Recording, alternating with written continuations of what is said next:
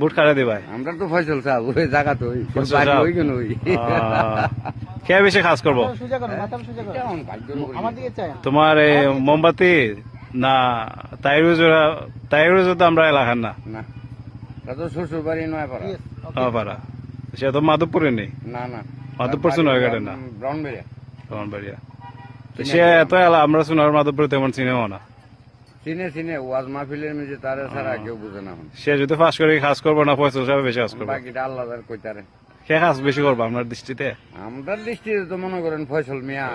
আশা করি বাগানের বুটগুলা কি অবস্থা হ্যাঁ? বাগানের বুটগুলা বাগানের বুট তো কইটা নিশ্চয়তা নাই ম্যাক্সিমাম কোন খেয়ে দিব এটা নিশ্চয়তা নাই এটা নিশ্চয়তা দেওয়া যায় না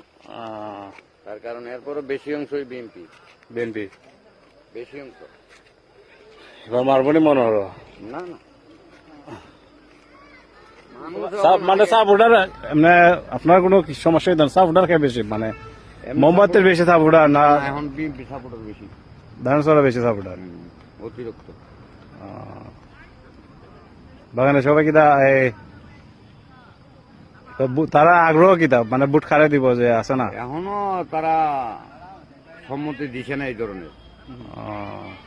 এটা কোন বাগান কিন্তু ভোট মনে করেন শতে 40-50টা ভোট যাইব বিএনপিতে আর বাকিটা বাকিটা মনে করেন বিভিন্নতা যাইব সব তো আর এক পাল্লা তুলতো না হিন্দু পরিবার মতো এটা অন্যরকম এটা কোন বাগান ধরে এটা সাতচুরি এটা 4 নাম্বার ইউনিয়ন করছে নাকি না এটা চুনারগড় করছে